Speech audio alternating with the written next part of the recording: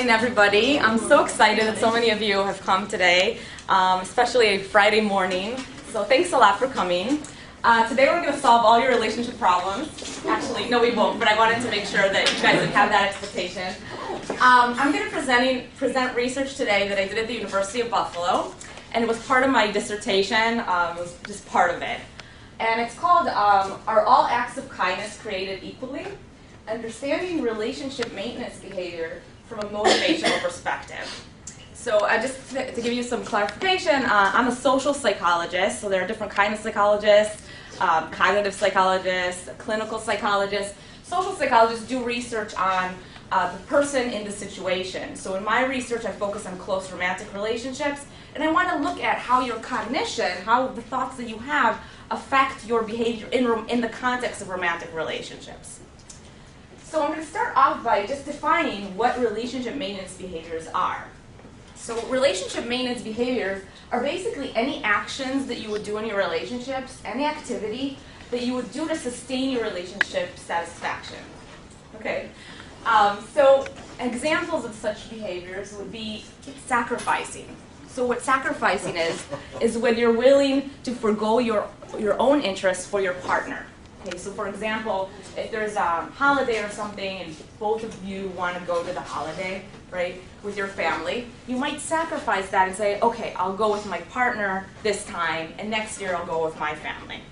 Okay, so that would be an example of one relationship maintenance behavior. And this is really good for relationships because when partners sacrifice their goals, right, it enhances the satisfaction.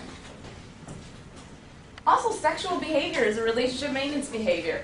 I don't know if you guys saw the keynote speaker yesterday, but she talked about how we don't talk about sex enough. So I will talk a little bit about it today.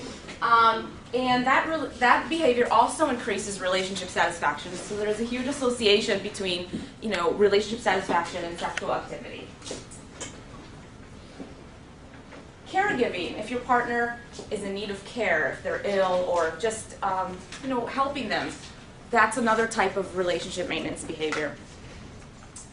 Social support, so when someone is going through a hard time and you're there to support them, is another kind of relationship maintenance behavior. And accommodation is basically a situation where there is a conflict in a relationship, and instead of yelling at your partner, instead of throwing things at your partner or responding in a negative way, you hold back and you accommodate your partner.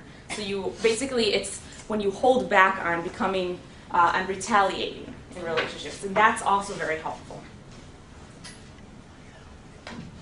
So I want to give you an question.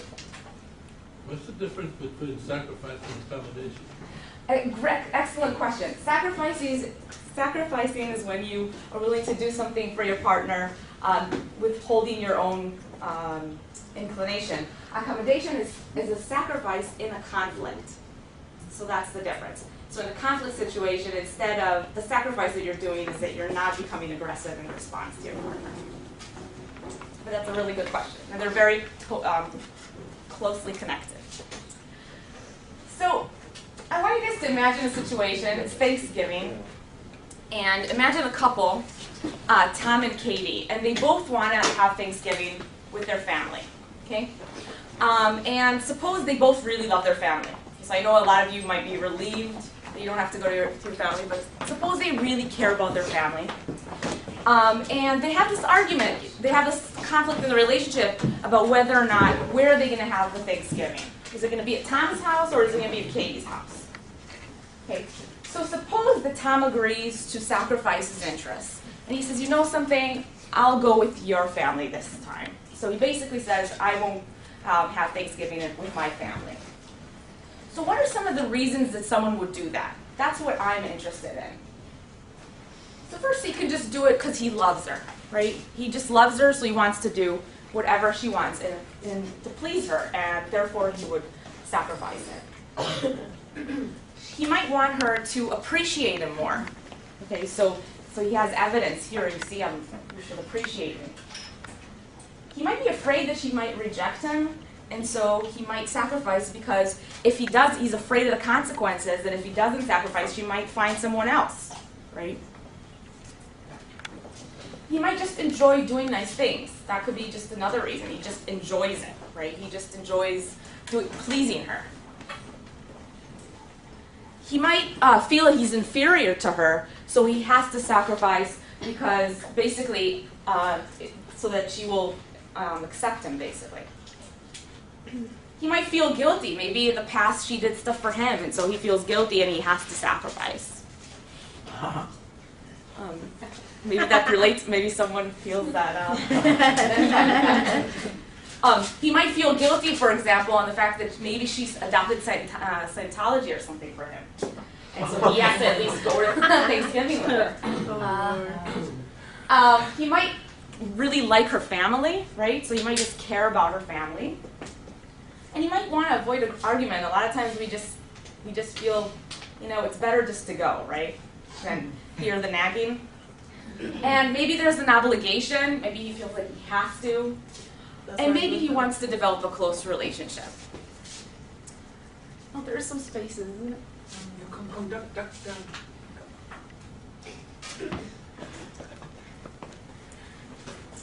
Okay, so these are the different kind of motivations you could have, and of course you can have way more than these. But the thing that's interesting to me is to look at these motivations closely. So if we look at some of these motivations, they are motivations that are more on a positive goal, right? You do something because you love her. You do something because you appreciate her. You do something to develop a closer relationship. Okay. In contrast, some of these motivations are more to avoid something negative, right? So we have, you're doing it because you're afraid of being rejected, or you're doing it because you feel inferior to her and she's a better person than you, so of course I'll do stuff that she wants to do. Or you're doing it to avoid an argument or add a sense of obligation. So I'm very interested in this distinction between doing something because you want something positive or doing something because you're trying to avoid something negative. Okay?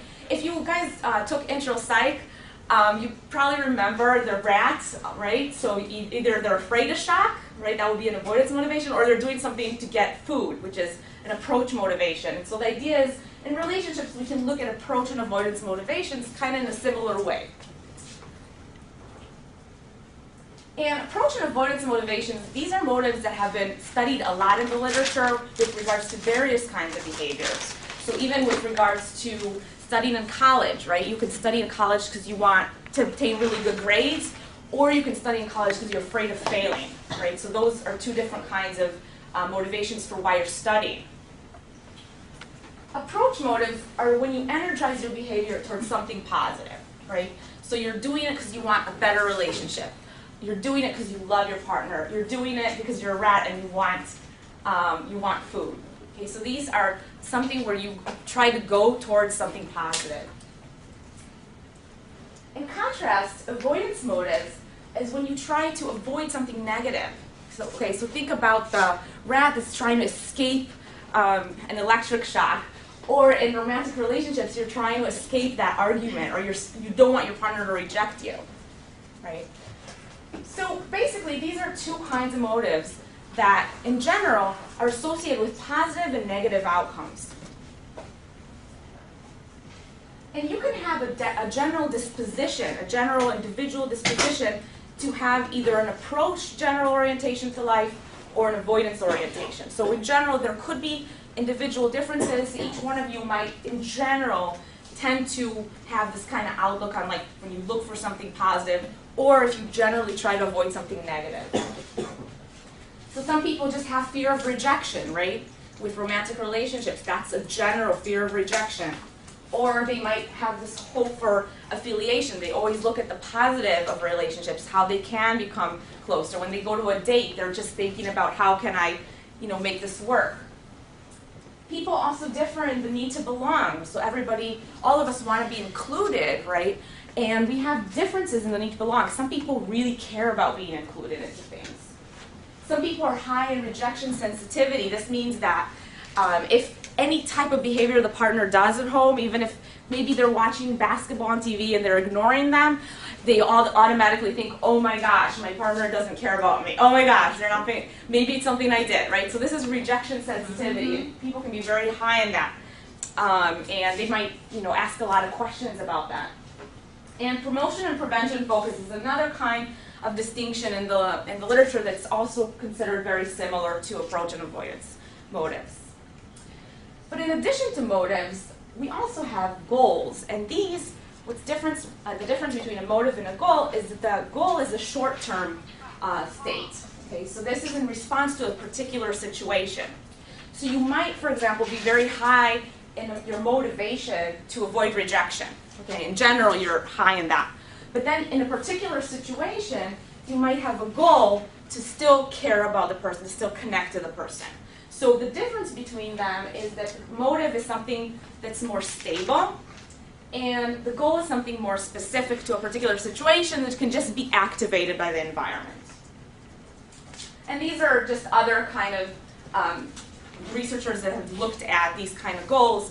And I'm very interested in the goals. I want to see how people's goals in a particular situation can affect how they respond to their partner. So in general, researchers have shown that approach goals for doing behaviors in relationships are associated with more positive relationship outcomes. They lead to better satisfaction. In contrast, avoidance goals are more associated with negative relationship outcomes, so less satisfaction, more conflict in relationships, likelihood of breaking up earlier in the relationship. Now, it doesn't mean that if you have a goal one time, that's it, your relationship is doomed. No, but this is more general. In general, they find these differences. But the question that I had, and just to go over some research, researchers found that when people have approach or avoidance goals for sacrificing, that was associated with their general feeling that day of being positive or negative. So they did, for example, daily diary study where people completed questionnaires every day about their relationship. They described their sacrifices and how happy they were. And people that did things for avoidance goals were less happy in general than people that were doing things for approach goals. Even sexual behavior is associated with positive or negative outcomes. So you can have sex because you love your partner and you want to feel connected to them, or you can have sex because you're afraid that they're going to reject you, or because you feel guilty. Maybe if I don't have sex with them, they're going to leave me. So even you can have different motives, goals and motives for having sex that is also associated with your sexual satisfaction. And you can care for your partner out of sense of obligation, or because you really want to care for your partner. So the research has generally shown, okay, that approach goals are associated with positive relationship outcomes, avoidance goals are associated with more negative relationship outcomes. But my main question was, why is this?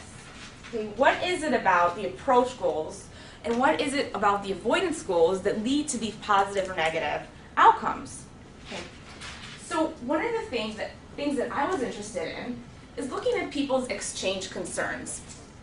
What I mean by exchange concerns. So basically, I think that people's motives should affect their exchange concerns, which should explain why they experience positive or negative outcomes in their relationship. So to look at what exchange concerns are, basically the way I define exchange concerns are concerns with whether or not one will receive comparable benefits from one's partner in return for benefits given. So in other words, this idea of tit for tat. So you're concerned whether or not, well, if I, went with her to the Thanksgiving holiday, is she going to do it for me next time? Okay. So a concern, preoccupation in your mind about it, so that you're thinking about it a lot in your relationship. So you're basically concerned whether or not they're going to repay you. You expect an immediate repayment. It does create a debt. So if you do something nice for your partner, you would expect that they would do the same thing for you, and that's a concern for you. And usually this kind of thinking is more with coworkers, right? So if you have a classmate, right, and you give them notes, right, you would expect that they would do the same thing for you. But it's also found in romantic relationships. So even in romantic relationships, people have this kind of mentality. And this was based on research by Clark and Chrisman. So if you're interested in this concept, you can read more about it. What I'm interested in is when you're concerned about this all the time in your relationship. So you're basically a constant concern.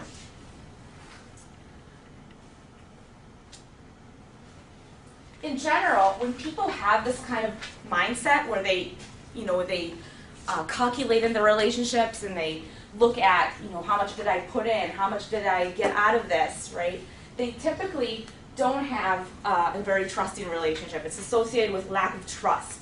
Because if you think about it, trust is this feeling of my partner, I can trust that everything will be okay, right? And when you have this concern, you don't trust that things are going to happen well in your relationship. It causes a lot of distress. Even just thinking about how much does my partner owe me is distressing, because no matter what, when you think about these kind of things, you're always going to find negative things in your relationship, right? That's just the way it is. So if you're constantly thinking about, did I give more than my partner, you're going to find also evidence that, when things aren't fair, that's how life is, and that's going to make you more and more and more distressed. And it's also associated with lower relationship satisfaction. So it's not really that great to have that kind of an orientation in your relationship. Now, of course, all of us have it to some degree. So, if you think about it, don't say, oh my gosh, I'm ruining my relationship. But all of us have some form of this kind of thoughts. But in general, if you think about this often in your relationship, it tends to lower your satisfaction.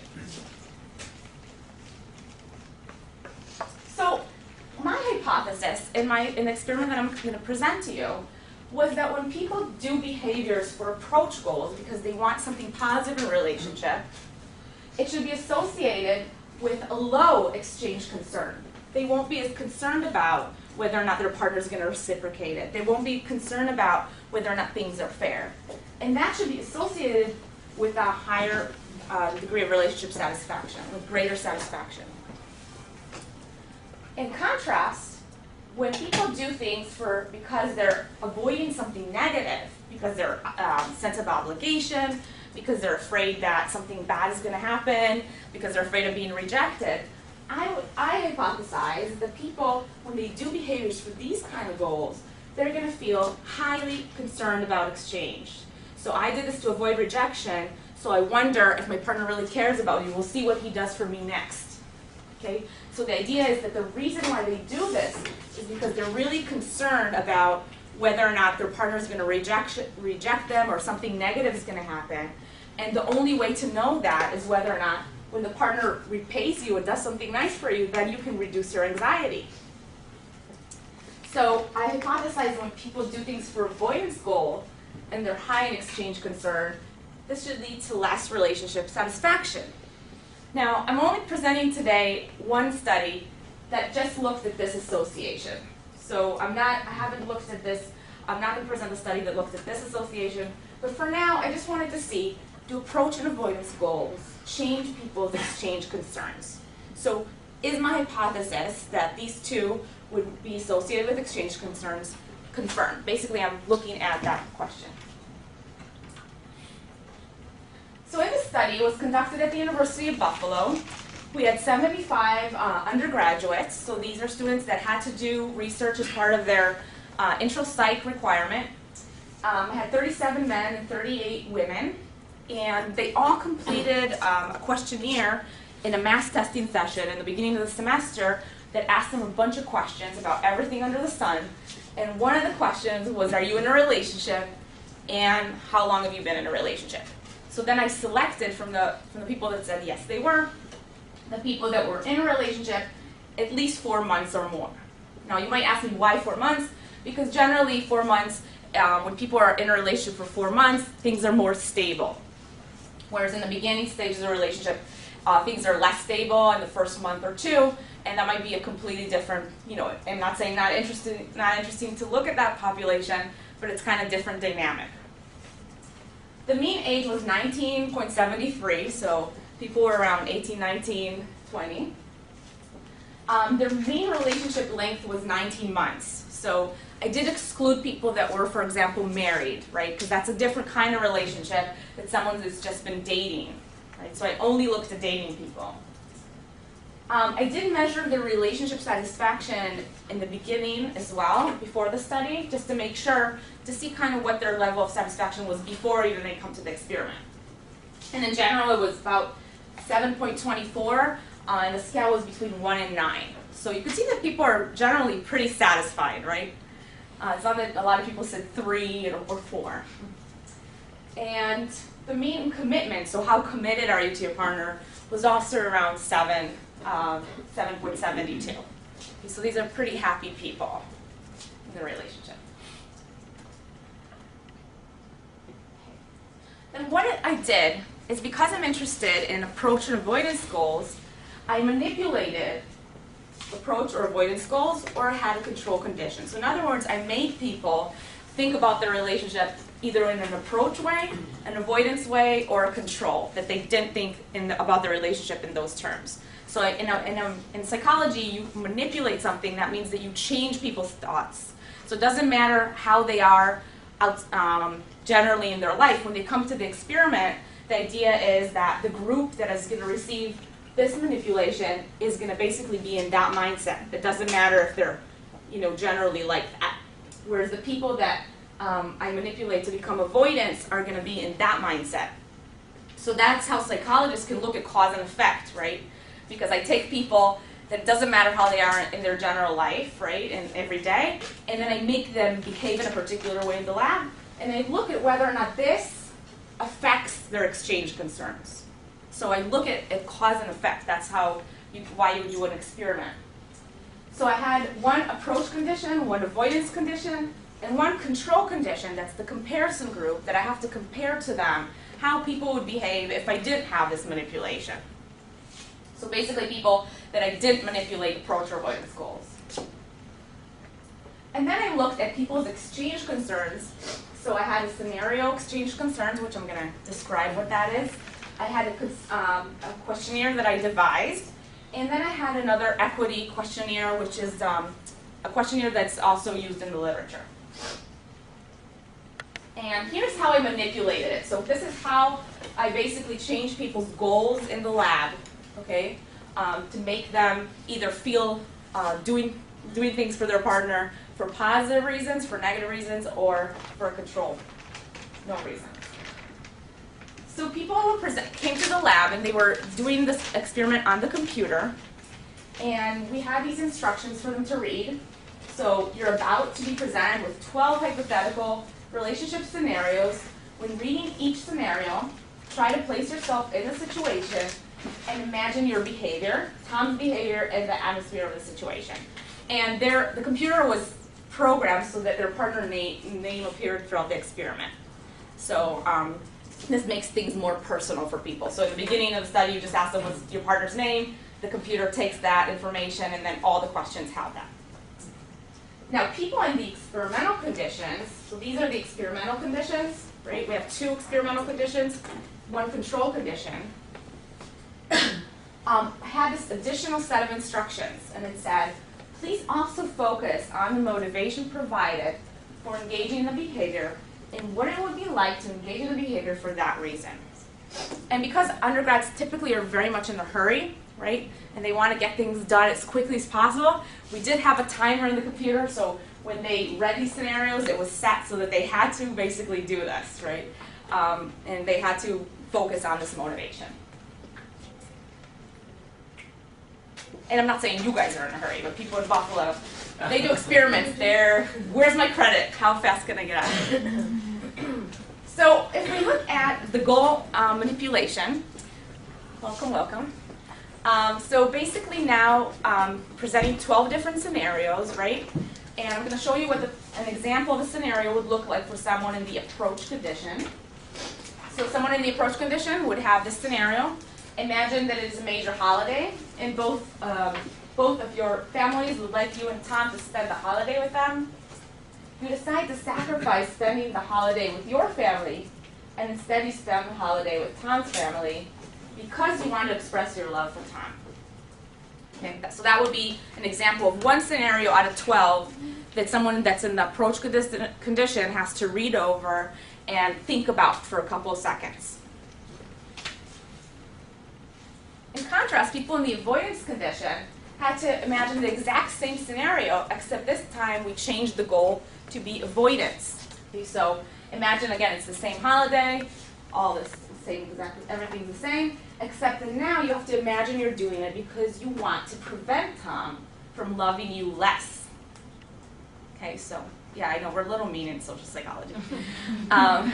So you see how these two are very similar, but different in the focus. Are you avoiding something positive, or are you trying to get to something, avoiding something negative, or trying to obtain something positive?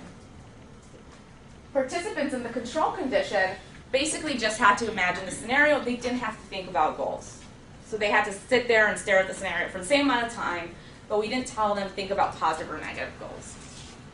And again, there were 12 different scenarios, so they had to do this 12 times, right? And the scenarios were all counterbalanced. What that means is that every participant got them in different orders so that the order won't affect anything in the experiment. After each scenario, participants had to answer these 4 critical questions. So the first question would be, would you expect, did she switch partners? I'm supposed to be Tom. But would you expect that Dan make it up to you? Would Dan be in your debt? How much would Dan owe you? How upset would you be if Dan didn't reciprocate the favor on a different occasion? So after each one of these questions, they had to respond on a scale from 1 to 7, how upset they would be. So what do you guys think? If they're high in exchange concerns, would I expect this to be a low number or a high number? High, right? So I would expect higher numbers. And which condition do you think I expected these high numbers to be? Avoidance, right? So I did expect the people in the avoidance condition to have the high numbers, people in the approach condition to have the low numbers, and people in the control condition to be somewhere in the middle. Then I also devised a questionnaire. This is a sample of some of the items, and it had 17 items. So after they finished all these scenarios, and they completed these questions for each one of the scenarios, they had more to do. And that was in the form of this questionnaire. And here I just asked them more questions. When I do favors for Tom, I often wonder whether or not he would have done the same for me. I worry about whether or not Tom would reciprocate favors that I've done for him. And I worry when I do more for Tom than he does for me. So you can see how this kind of targets the same kind of thinking. And so they also completed that questionnaire after all the scenarios. And then they also completed this equity item. And if you guys want any of these to give to your romantic partner, let me know afterwards. This one is pretty common in the field. So this will be considering what you put into your relationship compared to what you get out of it, and what Tom puts in compared to what he gets out of it. How does your relationship stack up? And then you have, I'm getting a better deal, Tom is getting a better deal, or we are both getting an equally good or bad deal. Okay, so that's just the measure of equity.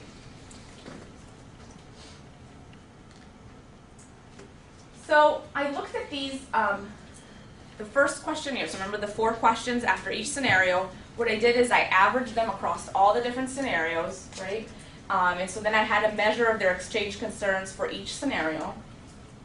I also had looked at people's exchange concern questionnaire and the equity item. And I made a composite of all of these responses for people. So I basically looked at 2 different things. I looked at people's scenario exchange concerns, so that would be, I looked at people's average responses to these 4 questions across the scenarios, and then I also created a large composite of all of them together. And now I wanted to see if their approach or avoidance goals would affect their concerns, right? So research is not perfect. I hope you guys know this, right? So you don't always get what you want. But let me show you some of the things that I got. So I conducted a simultaneous regression analysis. Basically what this means is that I compared, right? So I have 3 conditions, right? I compared the approach condition to the control, and I compared the avoidance condition to the control. Okay, so that way, because I compared both of them to the control, because the control is the one that's the comparison group. So let's look first at the scenario exchange concern, and this is the composite of people's responses for each scenario. And if we look at the results of the study, we can see that there was a significant difference, okay, between the avoidance condition and the control condition. It was marginal, so you guys, when something is really significant, it's 0.05 or less. So this was marginal. It wasn't 100%, you know. So we can see that the avoidance condition, and this is their level of exchange concern. So remember you guys said the higher the number, the more concerned they are, right? So when they were in the avoidance condition, they were more concerned than in the control condition, but I didn't find what I expected with the approach condition. So I did expect this to be lower than the control condition, but I did not find that. So I was wondering, you know, I wonder if there's any gender differences. What do you guys think? Would there be any differences between men and women? Yes. Whoa, okay, what do you guys think? Because for me it was a surprise. Who do you think would be more concerned? Women. Women, why? Because we tend to approach things more often, and guys tend to avoid stuff. Okay, interesting. Anybody else have another opinion or the same, or want to share their? I don't know if I agree with that, because I know men socially expect to provide for a woman is more than a woman expects to provide for a man. So I feel like a man would go out of his way more to protect or provide something than a woman would. So he would go out of his way. Yeah. So he should be less concerned then. Yeah. Okay. So Like you you agree think, with her. like no, I think Oh. a man would be. Oh, maybe I do. I think that a man thinks it's more like it's just his role to be more concerned about the other person's well-being before his own. Interesting. Anybody else? The same. Okay, the same. I'm too busy avoiding the issue. You're a male, so. So actually, I was surprised by the results of my study, and you might be surprised too. But if we look at the results, we find that the results were actually driven by the males in the study. Now again, keep in mind these are 19-year-olds. I looked at some of their questions, and a lot of them felt that, you know, I do enough for her. I mean, give me a break, right? So if we look at the males, they are the ones that are really driving my results. The males were much more likely than the males in the control condition, right, to be concerned about exchange, whereas I didn't find any differences for the females. They're not really affected by it.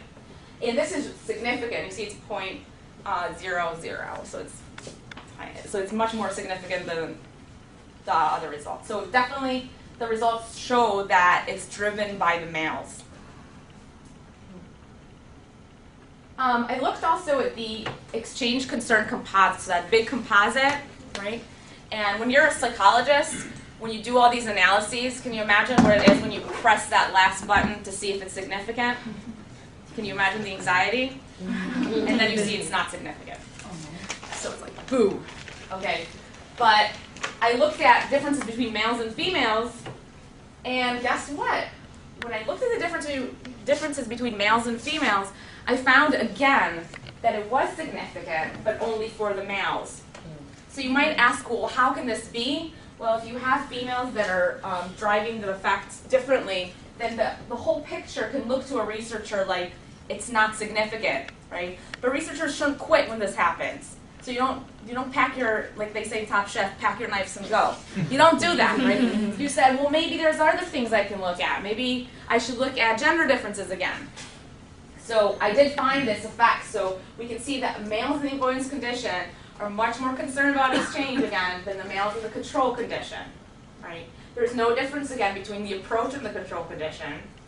And there's no differences for female. In fact, if you look at it closely, it almost suggests a little bit of an opposite trend. But again, it's not significant, so we should not interpret that finding. So now that you know about this, does anybody can anybody think of explanations for why this will be?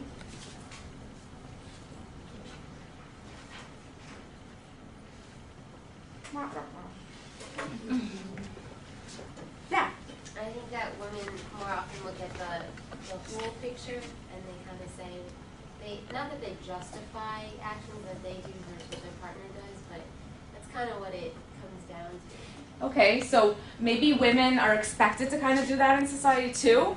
A lot of times, and there is research to show, and I did look at this afterwards, after I was puzzled, that women are kind of expected to be the caregivers in the relationship, to be the ones that do things for their partner. So So it's like nurture versus nature.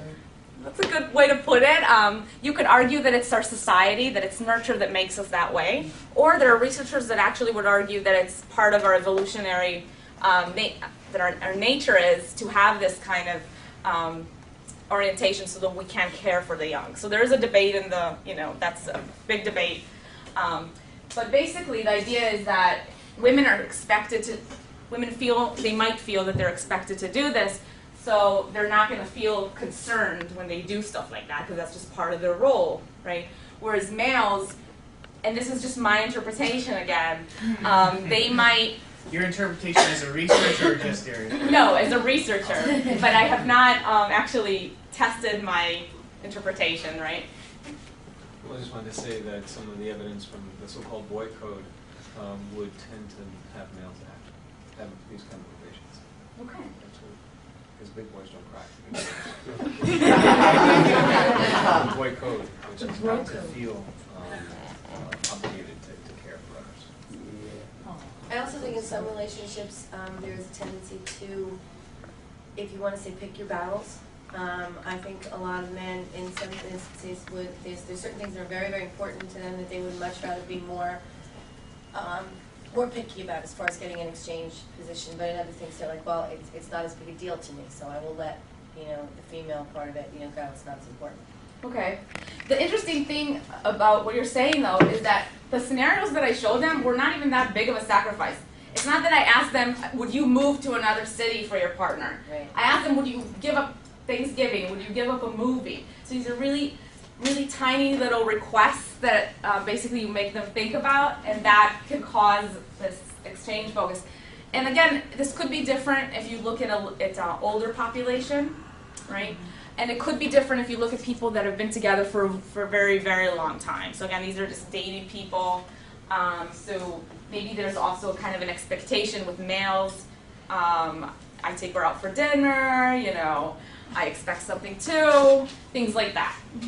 But these are my interpretations based on, there's a lot of research out there. I was reading it, and that's what I saw that in general women do have this more caring orientation in relationships, and maybe that could have explained the results. But again, this is just one study, right? So if it's always important to do replication. So you always have to do more than one study before you can conclude. So I don't want you to leave this room today and say, men are bastards, right? Like, no, it's just one study. We're not sure about that. Okay.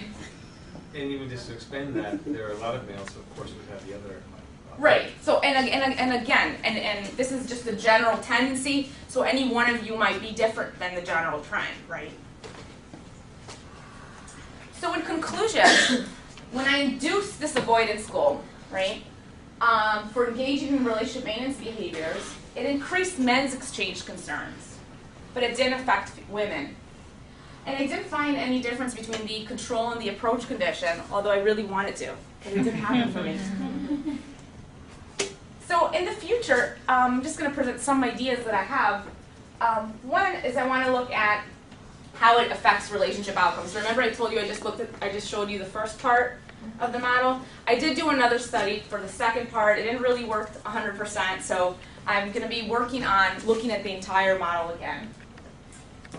And one interesting question for me is whether or not exchange concerns are something you're aware of. So if you're concerned about this, do you know that you're concerned about it, or is it just something unconscious that happens in your relationship that can affect things? So you're saying, are we calculating about it or not? That's what you want. Right. So if we think about this, can any male now tell me, or female, tell me, this is something I'm concerned about, or is it something that's unconscious, right, that affects us, but we're not really aware of it?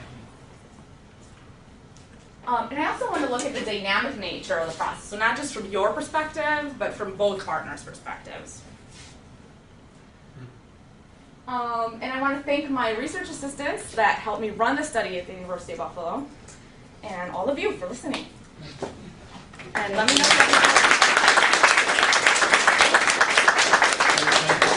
And we have time for questions, so if you have any questions. Steven? I just had two things I was thinking about. One was in that you didn't find a difference between the control and the approach group. It could be that your manipulation wasn't powerful enough, or that your measurement wasn't sensitive enough, or that the control condition is really more an approach condition.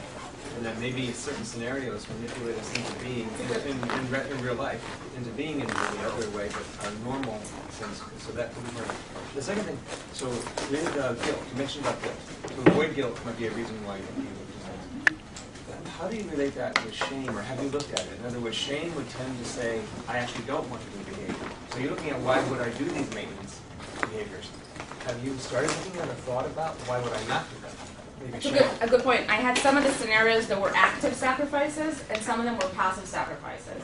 So I would be willing to forgo my party for my partner. So that would be a passive sacrifice. Whereas an active sacrifice would be, I'd go with them to a party that they wanted me to go to, even though I don't want to do. So we did have some scenarios in there, but I didn't have, I didn't look at the differences, so I didn't have enough to look at the differences between them. I'd be very interested in it. Because guilt you want to fix, make it better. Right. Shame, it wasn't a bad thing I did, I'm a bad person. So you kind of close down and withdraw.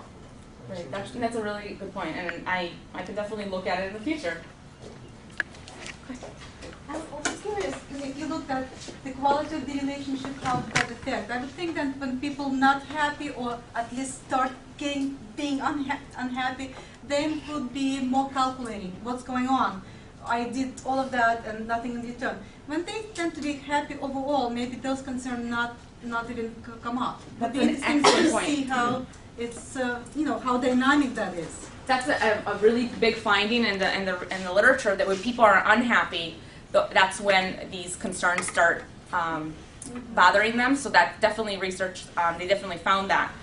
So it's definitely, and that's one of the reasons why in the beginning of the study, I looked at their satisfaction to make sure that that everybody was kind of the same in the beginning of the experiment. But definitely what you were saying is a finding. So when people are unhappy, they tend to be more concerned about exchange. Did you choose 19-year-olds just because they were readily available? Yes. I would be interested in seeing it across the lifespan. Like, I feel Absolutely. like in college people are in a different mindset. No, absolutely, and a lot of psychologists do this because it's just a convenient sample, right? They're in the college, they have to do it for a requirement, so it's easier to look at that. So this is definitely a good group to look at in your ideas initially, but you're definitely right. We have to look at across the lifespan.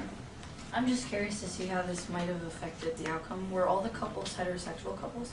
I did have one or two gay couples, but I didn't look at the differences between the heterosexuals and because I didn't have enough, right? Because I'd be curious to see the effect of that, especially when they have others like outside pressures on what their relationship should be as opposed to what it is.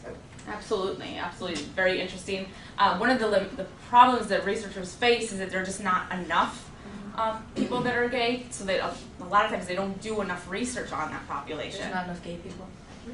Well, people want to finish a study in a semester, right? It can take, and these are considerations the researchers have, right? I want to get a study done in a semester. Am I going to wait a year and a half to try to get enough people, or am I just going to do a study? And I'm not saying this is good, not at all, but a lot of people, that's what they end up doing. So there's a lot of concerns of, time constraints, all those things. But again, more research should definitely be done on the gay population. I'm also looking at the passive person who is more concerned about the exchange, that when they, make their sacrifices, it becomes expected of them. And it might be kind of like a friction because the one who's not concerned with the exchange may not even be noticing that they're making the sacrifices. So That's a really good question. Something to look at too. That's a really good question. Two things that you're saying are really interesting. One is maybe it's just their social role in the relationship. They just become the person that does it, right? They don't even think about it anymore because it's just expected. The other thing that you might be interested in, you can ask me, I can give you a reference after the talk, but is this idea of invisible support. And they have this they found in research that there are couples that will help another person. They call this invisible support because the partner doesn't even know that they're helping them. So for example, if you always forget your keys, right? The partner might move them near the entrance to the door, but you don't know that they're doing that for you, right? So it's called invisible support because they're supporting you, but the person doesn't really know about it. So that's a really interesting phenomenon. So if you're interested, I can give you a reference. Could culture play a role? That's another good question. I just looked at people in Buffalo, and as you know, with any research, if you want to really say something about the culture, you have to really look broadly. So one thing that I could do is, for example, do some research online, right, with questionnaires, and then I could have people do it from different places. So the next time you want to do a research, can I assist you? Absolutely. Yeah. My office is in Raritan Hall, so feel free. Here's a commercial for myself. Feel free to stop by if you have any questions at all about close relationships, or if you want to. I'm going to be working on starting something in Middlesex. So. Oh, cool.